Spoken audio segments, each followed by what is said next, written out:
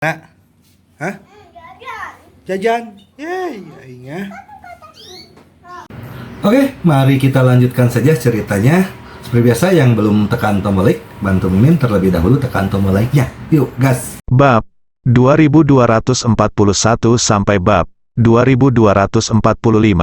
Kata-kata Ye Chen menyebabkan saudara Wu Ji langsung pingsan. Kakinya melunak, dan dia berlutut di tanah dengan bunyi gedebuk, menangis dan memohon, "Saudaraku, aku hanya seorang anak laki-laki yang bekerja di Hongmen. Tolong kasihanilah aku karena aku kehilangan salah satu lenganku. Biarkan aku pergi." Ye Chen mengerutkan kening dan berkata, "Aku benar-benar tidak mengerti kalian anggota geng. Kamu adalah yang paling kejam di saat-saat biasa, dan kamu yang paling pengecut ketika sesuatu terjadi. Tidak bisakah kamu lebih tangguh?" Kakak Uji menangis. Lalu dia berkata, "Saudaraku, jika kamu mematahkan salah satu kakiku lagi, aku tidak akan bisa terus bekerja di masa depan." Ye Chen bertanya kepadanya, "Kamu masih ingin pulih dari lukamu dan terus menjadi tongkat merah bunga gandamu?" Kakak dengan cepat menggelengkan kepalanya, "Tidak, aku tidak bermaksud begitu." Ye Chen mencibir, "Kamu memiliki satu tangan dan satu kaki kiri. Jika kamu jujur mencari nafkah, itu sudah cukup. Kalau tidak, jika kamu keluar untuk main-main lagi, kepalamu akan patah, cepat atau lambat, kita harus pindah." Setelah mengatakan itu, Ye Chen menendang lutut kanannya tanpa menunggu dia bereaksi. Saat suara pecah terdengar, saudara Wu Ji berguling-guling di tanah kesakitan. Ye Chen tidak bersimpati padanya dan berkata dengan dingin, "Saya harap Anda dapat berubah pikiran dan menjadi orang baru. Jika tidak, saya akan membiarkan Anda merasakan rasa paraplegia tinggi lain kali." Saudara Wu Ji hanya bisa menahan rasa sakit yang parah dan berseru, "Saudaraku, jangan khawatir. Aku pasti akan berubah pikiran.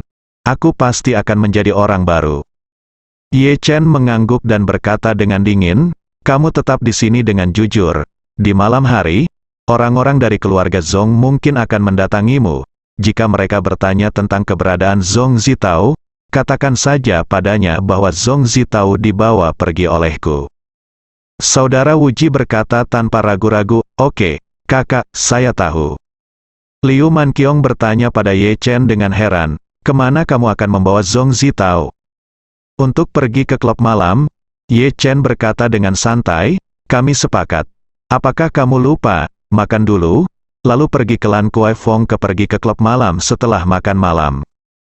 Liu Manqiong bertanya dengan belak-belakan, "Apa yang harus dilakukan Zong Zitao? Masukkan dia ke dalam mobil." "Benar," Ye Chen berkata, "bagasimu kosong, masukkan saja dia ke dalamnya." "Ah," Liu Manqiong berkata dengan kaget, "Kamu, apa yang akan kamu lakukan?"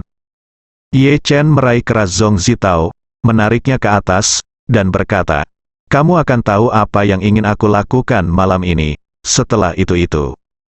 Ye Chen bertanya, "Apakah kamu akan pergi?" Liu Manqiong sangat tidak berdaya dan hanya bisa gigit jari dan mengikuti. Setelah kembali ke jalan dari hutan, masih belum ada orang di sekitar.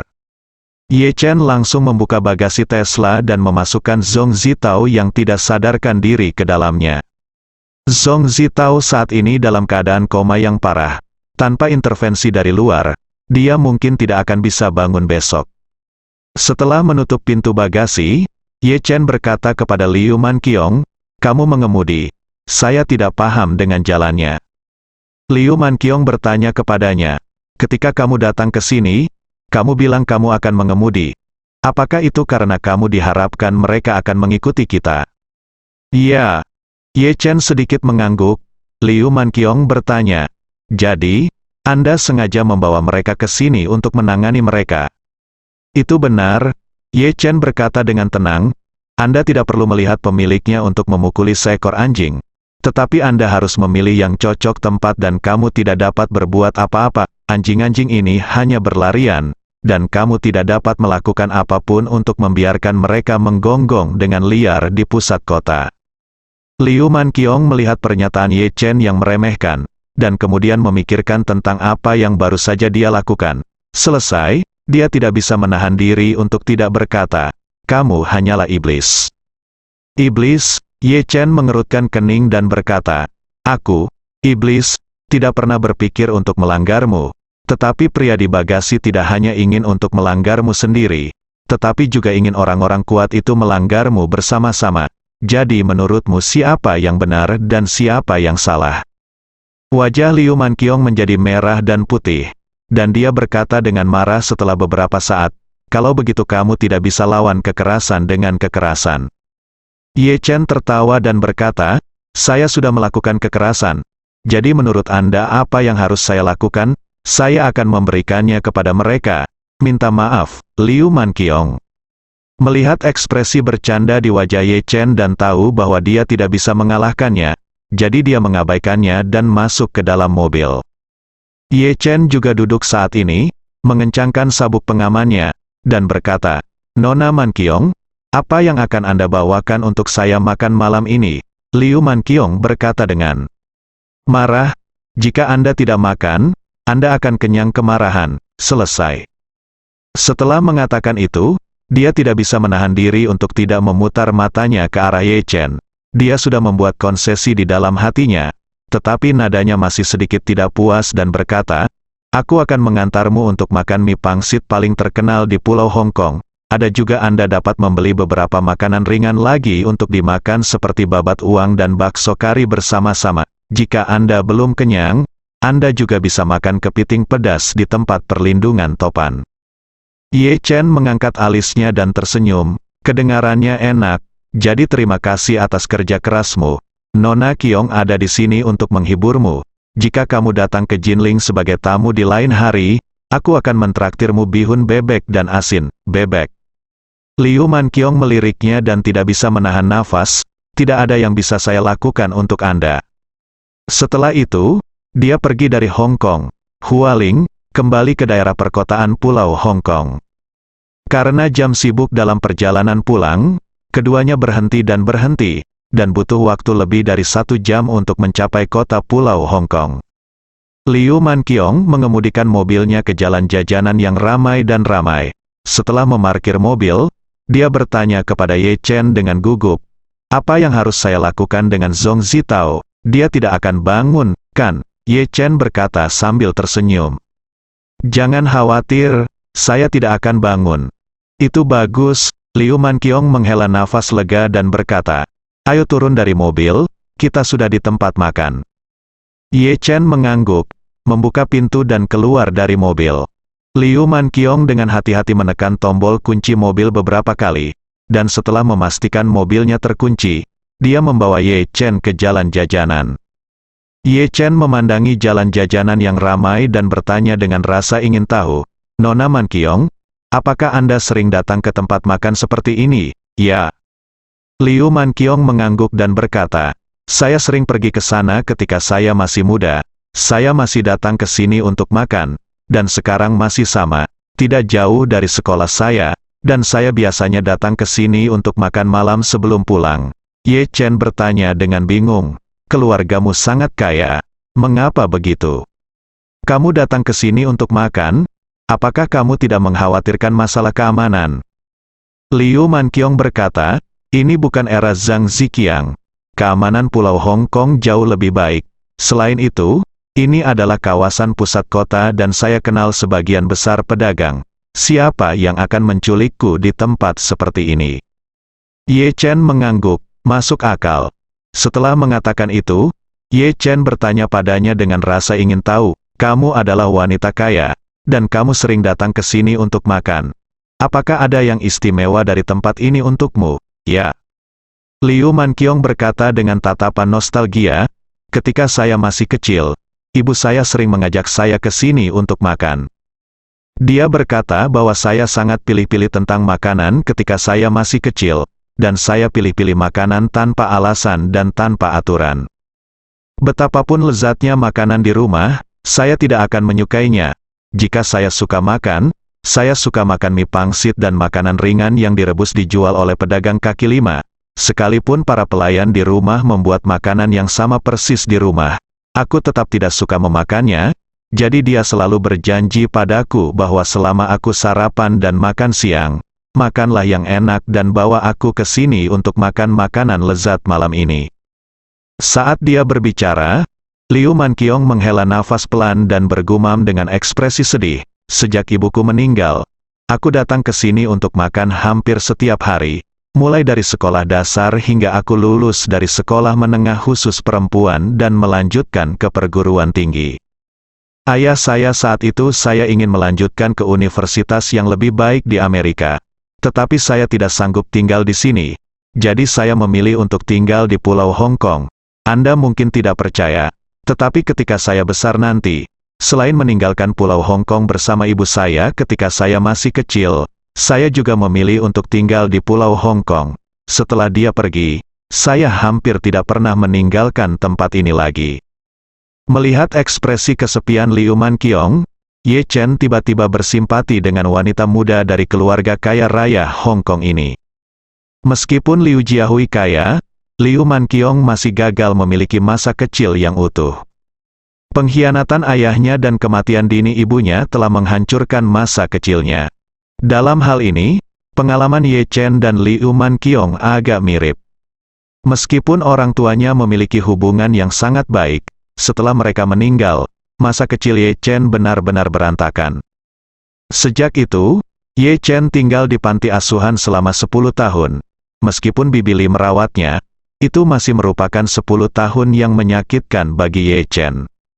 Karena selama 10 tahun itu, dia harus menerima kembali kenyataan kematian orang tuanya setiap hari selama 5 tahun pertama, dan selama 5 tahun berikutnya, dia harus berjuang melawan kesedihan karena kehilangan orang tuanya, setiap hari. Apa yang benar-benar menyembuhkan Ye Chen dalam 20 tahun berikutnya dan membuatnya tetap normal dan tidak tersesat adalah ajaran tulus dan kenangan indah yang ditinggalkan orang tuanya sebelum dia berusia 8 tahun. Kalau dipikir-pikir, kenangan terindah Liu Manqiong adalah ketika dia masih kecil, ibunya membawanya ke sini setiap hari dan mencoba segala cara untuk membujuknya makan. Kemudian, orang yang paling mencintainya telah pergi, jadi dia hanya bisa datang ke sini untuk mencari bayangannya. Pada saat ini, seorang pedagang pinggir jalan yang mengenakan celemek sedang menggoreng daging sapi melihat Liu Manqiong datang dan dengan cepat menyapa sambil tersenyum. "Nona Manqiong, Anda di sini?" Liu Manqiong sadar dan dengan cepat berkata sambil tersenyum. "Paman Nan, kenapa aku tidak melihatmu membuka kiosnya 2 hari yang lalu?" Penjual itu begitu gembira sehingga dia menyeringai lebar-lebar dan berkata, "Menantu perempuanku melahirkan kemarin lusa, seorang anak laki-laki gemuk, beratnya 7 pon 80 tael. Wow." Liu Manqiong berkata dengan terkejut, "Bagus sekali. Saya pasti akan memberikan amplop merah besar kepada si kecil itu saat saya datang lagi nanti." Penjual itu berkata dengan tergesa-gesa, "Tidak perlu. Nona Manqiong, kami menerima bantuan Anda setiap tahun, jadi kami tidak bisa membiarkan Anda mengeluarkan uang lagi." Liu Manqiong berkata sambil tersenyum, "Paman Nan, bagaimana dengan ini? Saya akan memberitahu manajer Wan bahwa saya akan melakukannya, bebaskan uang sewa Anda untuk paruh kedua tahun ini dan perlakukan itu sebagai amplop merah untuk si kecil." Penjual itu berkata dengan ketakutan, "Bagaimana ini bisa dilakukan? Nona Manqiong, Anda belum menaikkan uang sewanya selama 10 tahun, dan kamu telah menjaga kami dengan baik. Jika bukan karena kamu, bagaimana kami bisa menghidupi keluarga kami di sini?" Liu Manqiong berkata sambil tersenyum, "Paman Nan, jangan sopan padaku. Saya akan melakukannya nanti, beritahu manajer Wan." Setelah itu, dia menunjuk ke arah Ye Chen dan berkata kepada penjual, "Paman Nan, saya akan mengajak teman saya masuk untuk makan. Saya tidak akan mengganggu Anda untuk itu sekarang." Penjual itu mengangguk penuh terima kasih dan kemudian menatap Ye Chen bertanya dengan senyuman di wajahnya, "Nona Manqiong, apakah kamu akhirnya berkencan?" "Tidak." Liu Manqiong menggelengkan kepalanya dengan cepat, "hanya berteman." Penjual memandang Ye Chen dengan ekspresi mendalam di wajahnya dan berkata dengan serius, "Saya setelah bekerja di sini selama lebih dari 20 tahun, Anda adalah anak laki-laki pertama yang dibawa Nona Manqiong ke sini." Liu Manqiong berkata dengan panik, "Paman Nan, dia benar-benar teman biasaku. jadi tolong jangan meledakkan bom asap di sini. Setelah mengatakan itu, dia dengan cepat menyapa Ye Chen, "Tuan Ye, ayo pergi." Ye Chen mengangguk dengan penjual itu, lalu berjalan ke kedalaman jalan jajanan bersama Liu Manqiong. Setelah menjauh dari kios Paman Nan, Ye Chen bertanya padanya dengan rasa ingin tahu, "Nona Manqiong, saya mendengar apa yang baru saja dikatakan Paman Nan. Sepertinya Anda adalah tuan tanah di sini." Liu Manqiong mengedipkan mata dan mengangkat tangan halusnya.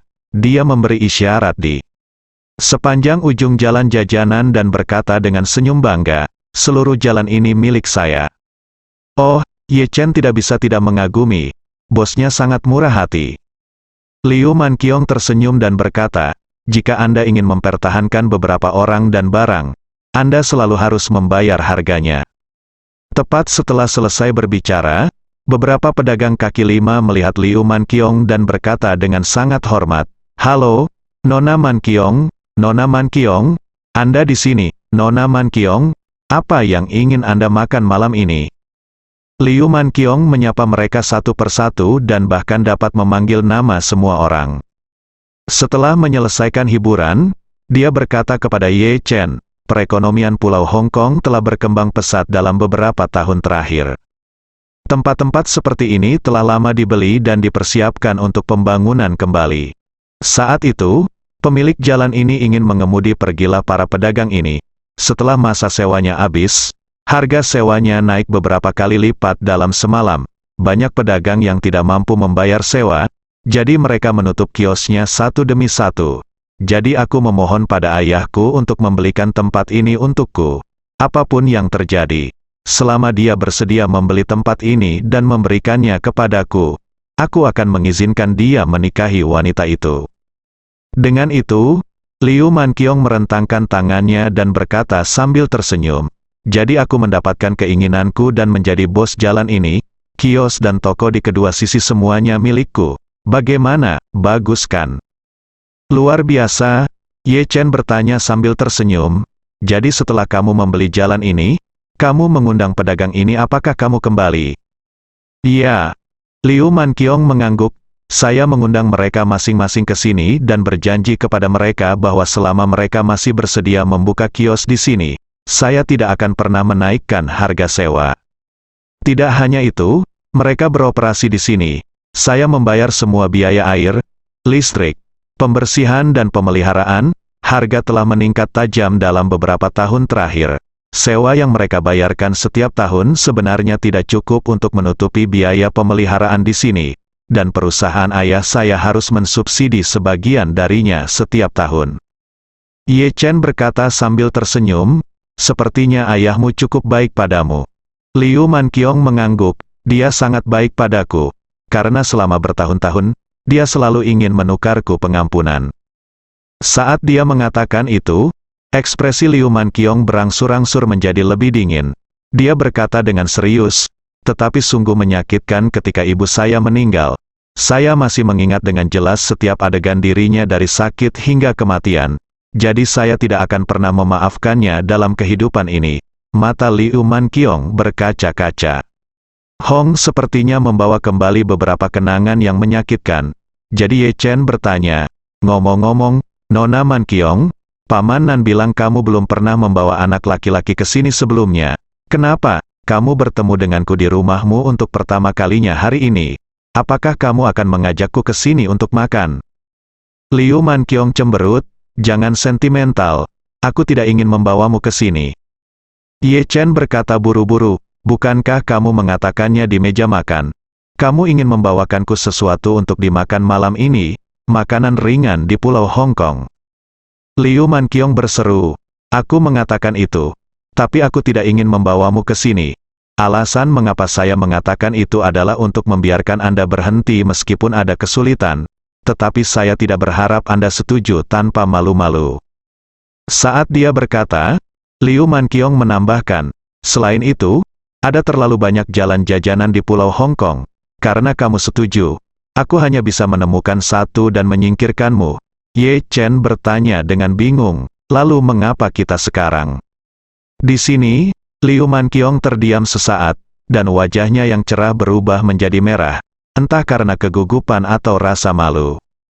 Jadi, dia segera berkata dengan kasar, "Alasan mengapa saya membawa Anda ke sini adalah karena saya khawatir keluarga Zong akan datang untuk membalas dendam terhadap Anda. Jika mereka benar-benar datang, saya punya banyak kenalan di sini, jadi saya bisa sedikit melindungi Anda, sedikit." Ye Chen He mengerutkan bibirnya dan berkata, "Saya tidak percaya.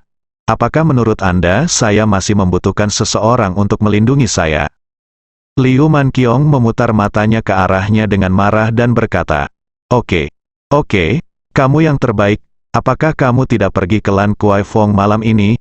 Aku menunggu untuk melihatmu membunuh semua orang di Lan Kuai Fong." Ye Chen bertanya sambil tersenyum, "Apakah kamu benar-benar ingin melihatnya?"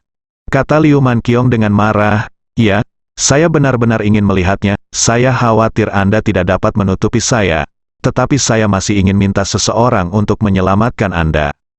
Ye Chen menjentikkan jarinya dan mengangkat alisnya, "Karena kamu mau untuk melihatnya, maka aku pasti akan melakukan apa yang kamu inginkan." Liu Manqiong benar-benar tidak berdaya terhadap Ye Chen. Meskipun dia tahu bahwa Ye Chen sangat kuat, dia masih tidak memiliki harapan di hatinya apakah Ye Chen bisa mengalahkan keluarga Zong dan Hongmen. Namun, dia sudah memikirkan tindakan balasan.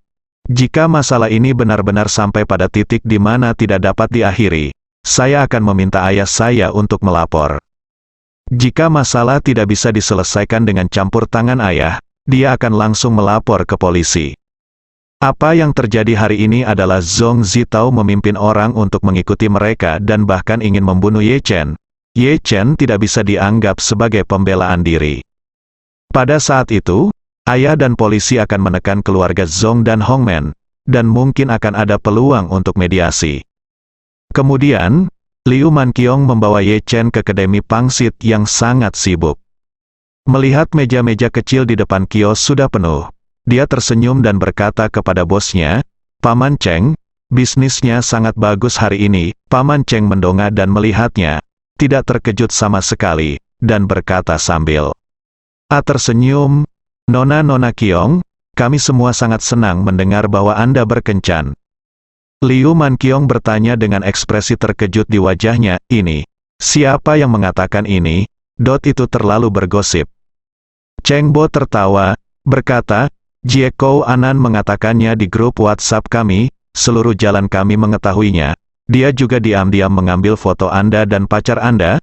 Saat dia mengatakan itu, dia mengeluarkan smartphone lama, menunjukkan foto Liu Manqiong dan Ye Chen diam-diam mengambil dari samping di depan mereka, dan berkata sambil tersenyum, "Nona Manqiong, kamu dan pacarmu benar-benar berbakat dan cantik." Liu Manqiong berkata tanpa daya, "Paman Nan tidak mau pergi."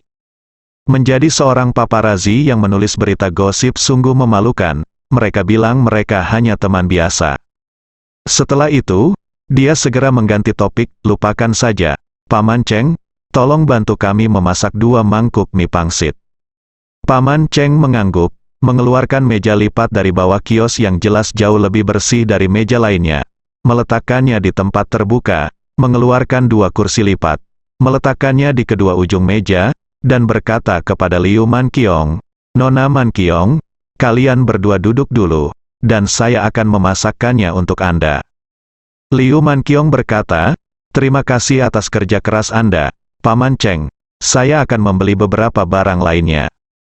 Paman Cheng berkata dengan tergesa-gesa, "Nona Manqiong, duduk saja. Jika kamu ingin makan katakan saja padaku, aku akan meminta mereka mengirimkannya ke grup." Liu Manqiong berkata, "Itu sangat tidak pantas. Lebih baik aku pergi sendiri, Paman." Cheng tersenyum dan berkata, "Nona Manqiong, kamu sering pergi kemana? Ada banyak wanita tua di warung ini. Kamu pasti akan diejek oleh mereka jika pergi ke sana." "Oh, Liu Manqiong." Duduk segera turun dan berkata dengan rasa takut, "Kalau begitu Paman Cheng, tolong bantu saya ingin sepotong uang babat dan sepotong telur ikan kari. Tolong bawakan saya sepotong piring marinasi dan angsa panggang." Paman Cheng berkata. Dengan tersenyum, "Tunggu sebentar, Nona Manqiong, saya akan memberitahu mereka sekarang." Ye Chen hanya bisa menghela nafas, sepertinya semua orang sangat menyukaimu. Itu benar, Liu Manqiong berkata sambil tersenyum, mereka telah melihat saya tumbuh dewasa, dan mereka mungkin juga merasa bahwa mereka berhutang budi kepada saya karena kios tersebut. Jadi mereka sangat baik kepada saya, Ye Chen berkata dengan serius. Memang benar mereka berterima kasih kepada Anda, tetapi memang benar juga bahwa mereka menyukai Anda. Anda dapat melihat bahwa masing-masing dari mereka memperlakukan Anda sebagai kerabat, dan mata mereka sangat murni. Liu Manqiong mengangguk dan berkata sambil tersenyum, saya juga sangat berterima kasih kepada mereka. Jika bukan karena mereka, segalanya akan berbeda di sini. Merekalah yang membantu saya mengingat kenangan terbaik dalam hidup saya, saat dia berkata. Liu Manqiong berkata dengan sedih, semuanya di sini sama seperti sebelumnya. Kecuali mereka sudah tua, saya sudah dewasa, dan ibu saya sudah tidak ada lagi. Melihat dia sedikit melankolis, Ye Chen berpura-pura santai dan berkata, orang tua saya pergi, saya meninggal sangat awal. Setelah mereka pergi, aku menjadi yatim piatu dan tinggal di panti asuhan selama 10 tahun. Sebagai perbandingan, kamu masih jauh lebih bahagia dariku. Apakah kamu yatim piatu? Liu Manqiong memandang Ye dengan heran. Chen tampak tidak percaya. Ye Chen mengangguk dan berkata, sebelum saya berusia 8 tahun, saya mungkin adalah anak paling bahagia di dunia. Saya jatuh dari langit ke dalam genangan lumpur dalam semalam. Lalu saya merangkak dan berguling-guling di genangan lumpur tersebut sampai hari ini. Liu Manqiong berseru, kamu masih sangat muda, dan kamu dapat memegang posisi kunci di East Shipping, yang membuktikan bahwa kemampuan pribadimu masih sangat kuat. Benarkah? Ye Chen tiba-tiba menggaruk kepalanya karena malu dan tersenyum. Hehe berkata, haha, sepertinya itu saja. Dia tidak bisa memberitahu Liu Manqiong bahwa dia sebenarnya adalah bos dengan kepemilikan saham terbesar di East Shipping. Saat ini, banyak orang parubaya berjalan cepat menuju mereka berdua dengan senyuman di wajah mereka. Pemimpinnya secara mengejutkan adalah Paman Nan barusan, dia sedang memegang sebuah kotak besar di tangannya, dan dia tidak tahu apa isinya. Ketika semua orang mendatangi mereka berdua, Paman Nan tersenyum dan berkata, Nona Manqiong, selamat ulang tahun. Setelah mengatakan itu, Paman Cheng di sampingnya segera membuka tutup kotak besar itu, dan di dalamnya ada kue ulang tahun yang indah. Semua orang juga bersorak dan berkata serempak, Nona Manqiong, selamat ulang tahun. Liu Manqiong tertegun dan bergumam, hari ini bukan hari ulang tahunku akan datang lebih dari 10 hari. Paman Nan, Paman Cheng, apa yang terjadi? Paman Nan tersenyum dan berkata, Nona Manqiong, hari ini adalah hari keempat bulan April dalam kalender lunar, dan ini adalah hari ulang tahun Anda dalam kalender lunar. Biasanya Anda mungkin tidak melihat kalender lunar, tapi kami orang-orang tua biasanya bangun pada hari pertama setiap bulan. Semuanya dilakukan dengan melihat melalui almanak lama. Saya tidak dapat mengingat hari-hari dalam kalender matahari, tetapi saya mengingat hari-hari dalam kalender lunar dengan sangat jelas. Liu mata Manqiong tiba-tiba menjadi lembab, dia menutup mulutnya dan berbisik pelan, aku bahkan tidak tahu. Paman Cheng berkata sambil tersenyum, kami telah mempersiapkan ini beberapa hari yang lalu. Kami ingin memberimu sedikit kejutan, sore harinya, kami khawatir kamu tidak akan datang hari ini. Kami tidak menyangka kamu akan membawa pacarmu. Garis air mata panas jatuh dari sudut mata Liu Manqiong. Kali ini dia tidak menjelaskan apa-apa lagi, tetapi berkata dengan penuh rasa terima kasih. Terima kasih semuanya. Terima kasih. Paman Nan dan Paman Cheng membawa kue dan bernyanyi lagu ulang tahun dalam bahasa Kanton, semoga panjang umur dan sejahtera hidup, dan mengucapkan selamat ulang tahun padamu. Hari ini adalah hari yang sama setiap tahun, dan hari ini adalah hari yang sama setiap tahun. Selamat, selamat. Semua orang yang mengikuti mereka bertepuk tangan, dan Paman Nan 2 lilin dan sekotak korek api diserahkan kepada Ye Tangan Chen, dan dia berkata sambil tersenyum, anak muda, hari ini adalah ulang tahun Nona Manqiong yang ke-24, yang merupakan tahun kelahirannya. Jadi kami telah menyiapkan 2 lilin, Tolong bantu Nona Man Kiong menyalakannya. Ye Chen mengangguk sedikit. Memasukkan 2 lilin, lalu menyalakan lilinnya. Semua orang segera mendesaknya untuk membuat permintaan dan meniup lilin. Liu Man Kiong melirik Ye Chen, menutup matanya, menyetujui sebuah keinginan, dan kemudian meniup lilin di bawah pengawasan semua orang.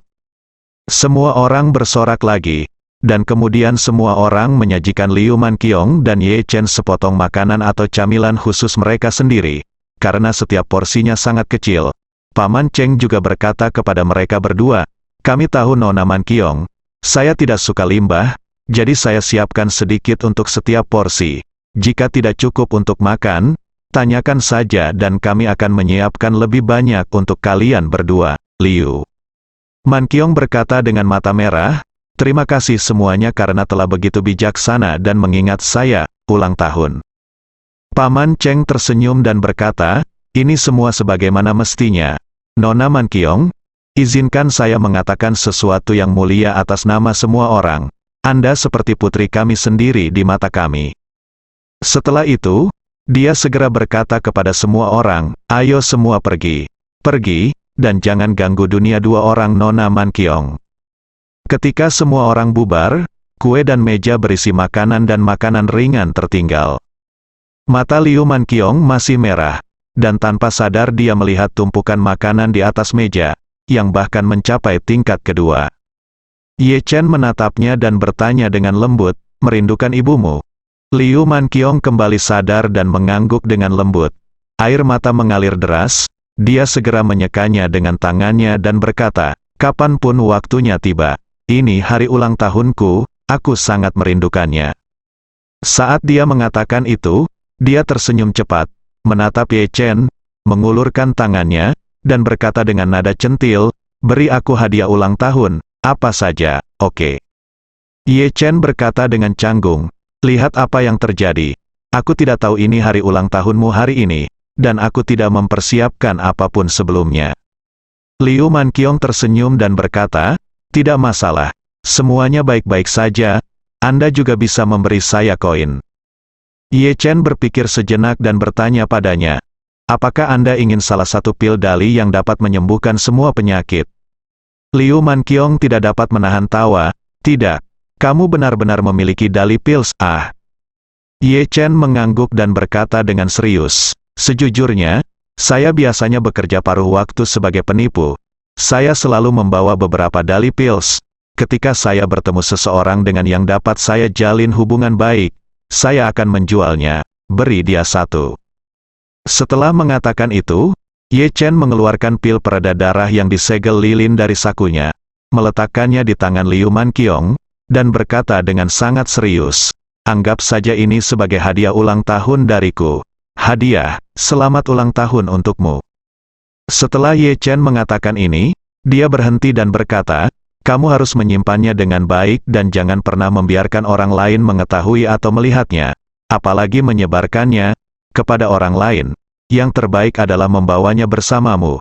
Jika kamu sakit parah atau terluka di kemudian hari, keluarkan dan makanlah. Ini mungkin menyelamatkan hidupmu di saat kritis." Melihat keseriusan Ye Chen, pikir Liu Man Kiong bahwa dia sengaja menggoda dirinya sendiri. Jadi dia berkata dengan sangat kooperatif, "Oke, saya mengerti. Lain kali saya menstruasi dan itu sangat menyakitkan hingga saya hampir mati. Saya akan memakannya." Ye Chen berkata buru-buru, Jangan, kalau efek dari dali pil saya adalah semangkuk besar nasi, maka rasa sakit bibi saya seperti semut lapar. Anda tidak boleh memberi semangkuk besar nasi kepada semut ini. Anda hanya perlu untuk mengambil 1 butir dari mangkuk, dan itu akan cukup untuk membuatnya hidup lama." Setelah mengatakan itu, Ye Chen menambahkan, "Jika rasa sakitnya tidak tertahankan selama menstruasi lain kali, gunakan saja pisau cukur pisau untuk mengikisnya dengan lembut. Ambil sedikit bedak, rendam dalam air dan ambil, dan efeknya akan langsung terlihat." Liu Man Kiong menatap Ye Chen dengan heran dan bertanya, "Apakah kamu yakin tidak mau mengedipkan mata padaku atau mengangkat alismu? Kamu mengatakan itu, ini sangat serius, aku hampir menganggapnya serius." Ye Chen tersenyum dan berkata, tidak apa-apa, dengarkan saja dengan serius. Liu Manqiong tidak mempercayainya di dalam hatinya, tapi dia masih dengan senang hati meminum pil penyebar darah dan penyelamat jantung yang diserahkan oleh Ye Chen sambil tersenyum. Dia berkata, terima kasih, ini adalah hadiah ulang tahun pertama yang pernah saya minta dari lawan jenis. Meski agak aneh untuk menerima pil Dali, saya masih sangat berterima kasih. Saya akan menghargainya dengan baik, oke. Ye Chen mengangguk dan berkata, Anda harus mengingat apa yang saya katakan dan meninjaunya dalam pikiran Anda beberapa kali untuk memastikan bahwa Anda dapat mengingatnya ketika menghadapi keadaan darurat. Liu Manqiong mengangguk berulang kali dan berkata dengan serius. Jangan khawatir, saya bisa melakukannya. Ketika mereka berdua sedang makan di jalan, keluarga Zong sama cemasnya seperti semut di panci panas. Malam ini, ayah Zong Zitao, Zong Yunqiu, hendak mengajak Zong Zitao ke jamuan makan di rumah Hong Yuanshan, pemimpin klan Hongmen. Namun, Zong Zitao sudah keluar sepanjang sore dan belum kembali, dan dia tidak dapat menghubungi telepon, yang membuatnya sangat cemas. Dalam beberapa tahun terakhir, seiring dengan berkembangnya bisnis Zong Yunqiu, dia sebenarnya ingin mengesampingkan hubungannya dengan Hongmen, tetapi Hong Yuanshan juga yang terbaik dari semua orang, dan dia tidak ingin Zong Yunqiu memperlakukannya sebagai pispot dan digunakan untuk buang air kecil. Sungguh menyenangkan, tetapi ketika tidak digunakan, dia merasa sangat bau sehingga dia ingin mengusirnya.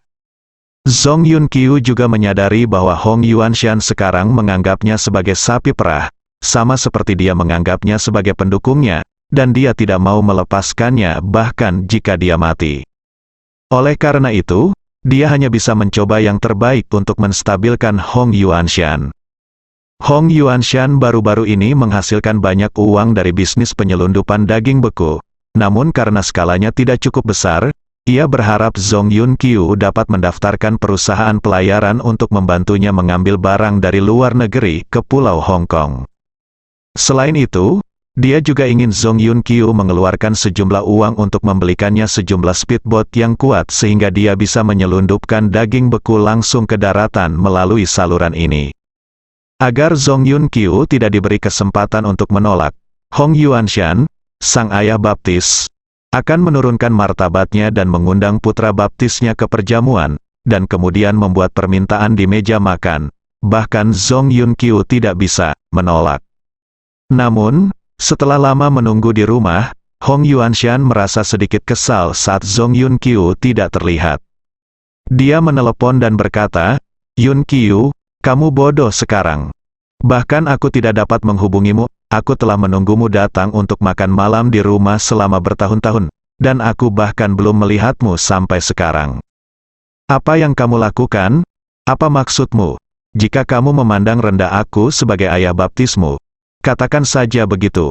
Aku, Hong Yuanshan, tidak akan pernah mempersulitmu. Paling buruk, semua bantuan yang kuberikan padamu sebelumnya akan sia-sia seperti memberi makan anjing, dan kita berdua tidak akan pernah berhubungan satu sama lain di masa depan. Zong Yunqiu tidak tahu tentang rutinitas Hong Yuanshan. Hong Yuanshan ini sangat licik dan pandai menyerang hati orang. Alasan mengapa dia mengatakan ini hanyalah untuk mundur agar bisa maju. Dia berharap bahwa dia tidak akan bisa mengatakan hal-hal yang tidak akan pernah kembali padanya selamanya. Jadi dia dengan sengaja menunjukkan kelemahan sambil dengan tegas memegang teguh moral yang tinggi. Sejak itu, saya tidak punya pilihan lain selain meminta maaf padanya. Jadi, Zong Yunqiu dengan cepat berkata dengan rendah hati, Ayah baptis, bagaimana saya bisa meremehkan Anda?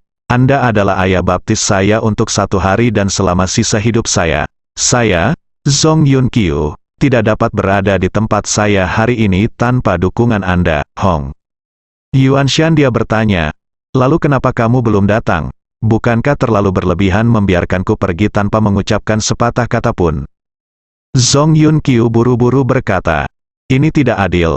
Ayah baptis, aku dijadwalkan untuk meninggalkan sebuah 1 jam yang lalu. Tapi Zitao orang ini keluar pada sore hari dan memberitahuku bahwa dia akan segera kembali. Tapi dia belum kembali. Aku meneleponnya, tapi dia tidak bisa tersambung. Aku khawatir sesuatu akan terjadi padanya. Setelah mendengar ini, Hong Yuanshan berteriak, "Sialan, siapapun yang berani menyentuh cucu baptisku, Hong Yuanshan, aku akan meledakkan kepalanya." Meskipun aku, Hong Yuanshan, tidak memiliki potensi besar dalam hidup ini, aku akan mempertaruhkan nyawaku. Yun Qiu, jangan khawatir. Jika kamu benar-benar jika ada yang berani menyentuh Zitao, aku akan membantumu membunuhnya. Seorang veteran seperti Hong Yuanshan tidak akan pernah bisa berbicara hanya dengan satu arti. Alasan mengapa dia berbicara begitu berapi-api adalah untuk meyakinkan Zhong Yunqiu di satu sisi. Tetapi yang lebih penting, dia sebenarnya mencoba untuk menjatuhkan Zhong Yunqiu. Makna di balik kata-kata tersebut sangat sederhana. Walaupun saya sudah tua, saya tetap berani mempertaruhkan nyawa saya dengan orang lain. Jika Anda Zhong Yunqiu berani mempermainkan saya juga akan berani mempertaruhkan nyawa saya bersama Anda. Zhong Yunqiu juga seorang manusia. Dia segera memahami arti tersembunyi dari kata-kata Hong Yuanshan, tetapi dia sedang tidak berminat untuk mempedulikannya saat ini. Dia buru-buru berkata, "Ayah baptis, mengapa kamu tidak mengirim beberapa orang untuk membantuku memeriksanya? Saya benar-benar takut sesuatu akan terjadi pada anak Zitao ini. Dia belum pernah bisa menghubungi melalui telepon sebelumnya." Hong Yuanshan berkata, "Jangan khawatir, Yun Qiu, serahkan masalah ini padaku. Aku akan mengirim seseorang untuk memeriksanya sekarang. Mengenai keberadaan Tao, beritahu aku jam berapa dia meninggalkan rumah di sore hari, dan aku akan meminta orang menyelidikinya sejak dia meninggalkan rumah. Saya pasti bisa mengikuti petunjuk dan menemukan petunjuk tentang dia." Ketika Ye Chen dan Liu Manqiong hampir makan dan mulai memotong kue, sekelompok anak laki-laki Hongmen telah menemukan Rolls-Royce Zhong Zitao di tempat parkir bawah tanah Sim Sasui. Saat itu, ketika Zhong Zitao, saudara Wu Ji dan yang lainnya sedang melacak Ye Chen dan Liu Manqiong, dia mengira dia terlalu pintar untuk mengendarai Rolls-Royce miliknya.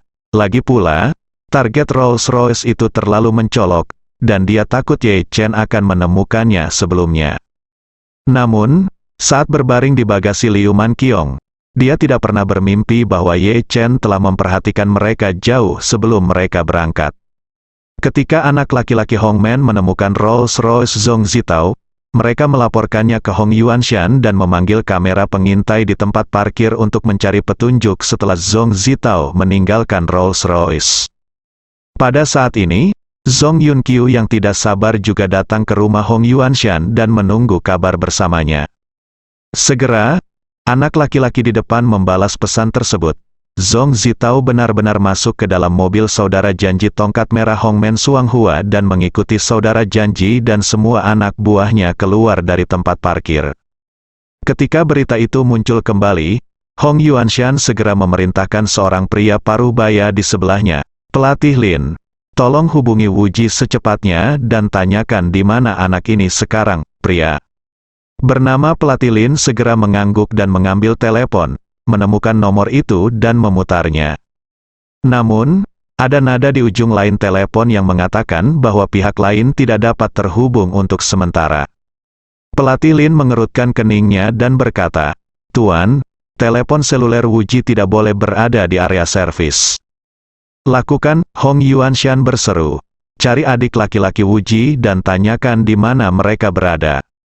Pelatih Lin segera memberikan memesan. Perintah disampaikan selapis demi selapis, dan berita diberitakan selapis demi selapis.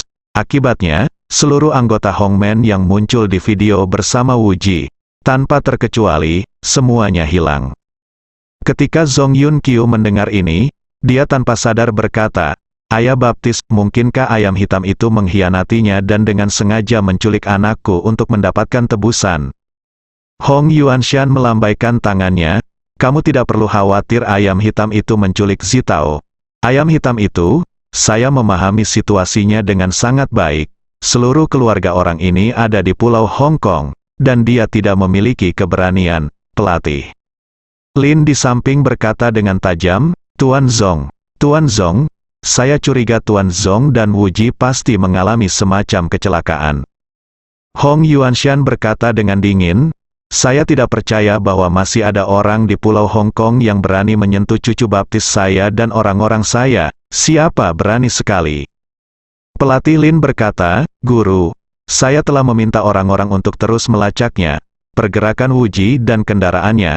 Pulau Hong Kong tidak besar, jadi mereka seharusnya bisa segera mengetahui keberadaan mereka. Oke, Hong Yuanshan segera berkata, Pelatih Lin, saya harus bekerja keras untuk menangani masalah ini secara pribadi.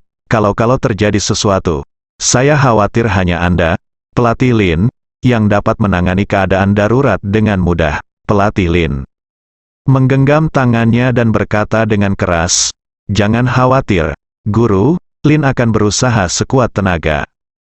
Setelah itu, dia berkata kepada mereka berdua, Sekte Guru, Tuan Zong, Lin akan mengucapkan selamat tinggal dulu. Saya akan memberitahu Anda berdua sesegera mungkin jika ada berita. Pelatih Lin berbalik dan pergi. Melihat ekspresi cemas Zong Yun Qiu, Hong Yuanshan menghiburnya dan berkata, Yun Qiu, kamu tidak perlu terlalu khawatir. Saya yakin itu sama sekali tidak seseorang di Pulau Hong Kong berani melakukan apapun terhadap mereka. Zong Yun Qiu berkata sambil meringis, Ayah Baptis. Sejujurnya, bahkan jika ayam tulang hitam itu tidak dicurigai, saya khawatir akan ada orang putus asa lainnya yang menginginkan uang daripada nyawanya, menculik Zitao dan meminta tebusan. Hong Yuanshan melambaikan tangannya, Yun Qiu, tidak masalah meskipun seseorang dari luar menculik Zitao. Pelatih Lin adalah prajurit bintang 3i digali dengan banyak uang. Dengan dia di sini, tidak peduli siapa yang berani menyakiti Zitao. Aku ingin dia mati tanpa tempat pemakaman. Zong Yun Qiu bertanya dengan heran, prajurit bintang 3, Ayah Baptis, di mana apakah kamu mengundang dewa sejati? Hong Yuanshan tersenyum tipis dan berkata dengan arogan, instruktur Lin dulunya terkenal. Seorang jenderal bintang 3 di Istana 10.000 Naga, dia diusir dari Istana 10.000 Naga karena melanggar disiplin 2 tahun yang lalu. Sejak itu, dia datang ke Pulau Hong Kong dan ingin membuka sekolah seni bela diri untuk mencari nafkah. Dia memiliki beberapa konflik dengan bawahan saya. Saat itu, saya datang ke sini dengan 6 batang merah berbunga ganda, tetapi dia menghancurkannya, berlima sekaligus. Akulah yang mengesampingkan wajah lamaku dan maju untuk menuntut perdamaian, dan kemudian menggunakan berbagai trik psikologis untuk membawanya di bawah komandoku. Saat dia mengatakan itu, Hong Yuanshan menatap melihat Zong Yun Qiu. Dia berkata dengan serius, lihat, prajurit bintang 3 adalah dewa yang hebat bagi saya, dan saya harus menafkahi dia setiap hari. Namun, pendapatan orang Hongmen tidak terlalu optimis sekarang, dan tekanan keuangan di sini juga sangat tinggi. Selanjutnya, saya harus meminta bantuan lebih lanjut kepada Yun Qiu. Hati Zong Yun Qiu bergetar. Dia tidak pernah tahu bahwa ada prajurit bintang 3 di Gunung Hongyuan, dan dia sangat khawatir sekarang. Lagi pula, prajurit bintang 3 itu sangat kuat sehingga jika dia digunakan sebagai pembunuh, dia pasti bisa membunuh orang tanpa diketahui. Ini berarti begitu dia dan Hong Yuanshan putus, dia kemungkinan besar akan membiarkan dirinya mati tanpa ada yang menyadarinya. Oleh karena itu, Zong Yun Qiu tidak bisa menahan diri untuk tidak mengecilkan lehernya, dan kemudian buru-buru berkata, Ayah Baptis, bagaimana kamu bisa begitu sopan kepadaku? Jika ada yang bisa aku lakukan untuk membantu, katakan saja. Setelah itu, dia sengaja berpura-pura memikirkan sesuatu. Dia berkata dengan heran, ngomong-ngomong, Ayah Baptis, bukankah orang itu Liu Jiahui diam-diam menghabiskan 30 juta dolar AS untuk membunuh Chen Zhaozong yang menipu dia? Karena pelatih Lin sudah menjadi prajurit Samsung, biarkan dia maju ke depan. 30 juta dolar AS ini tidak semudah mengambil sesuatu dari tas. Hong Yuanshan dengan dingin mendengus. Saya tidak marah jika Anda tidak mengatakan ini. Pelatih Lin memang sangat tertarik dengan masalah ini. Tapi hari ini dia sudah memberitahu saya di sore hari dan mengatakan bahwa ini adalah perilaku pribadinya. Jika dia berhasil, uang tersembunyi sebesar 30 juta dolar AS tidak ada hubungannya dengan orang Hongmen dan hanya menjadi miliknya. Zong Yun Qiu mengerutkan kening dan berkata, Apakah ada hal seperti itu? Lalu pelatih Lin ini terlalu sombong. Bukan, terlebih lagi. Dia adalah anggota Hongmen? Bagaimana dia bisa melewati Hongmen dan bertindak sendiri? Hong Yuanshan berkata dengan marah, sebelumnya, untuk mengikuti dia mengubur kapak dan membiarkannya digunakan oleh saya. Saya menyetujui banyak permintaannya. Yang paling penting adalah dia tidak ingin secara resmi bergabung dengan Hongmen, tetapi dipekerjakan untuk melatih Hongmen untuk Hongmen di nama seorang pelatih. Dan dia juga menuntut kebebasan untuk datang dan pergi. Dan saya tidak bisa menghentikannya. Jadi sekarang dia ingin mengambil sendiri uang rahasia Liu Jiahui, dan tidak ada yang bisa saya lakukan untuk itu, TSK. Zhong Yunqiu tidak bisa menahan diri untuk tidak mengerutkan kening, dan berkata dengan emosi, lihat orang ini benar-benar tidak bisa dikendalikan. Saat dia berbicara, apa yang dia pikirkan adalah karena pelatih Lin belum resmi bergabung dengan Hongmen dan dia mencintai uang, dia mungkin bisa menemukan peluang untuk menghubunginya di masa depan, jika akan lebih baik lagi jika dia bisa menggunakannya untuk dirinya sendiri.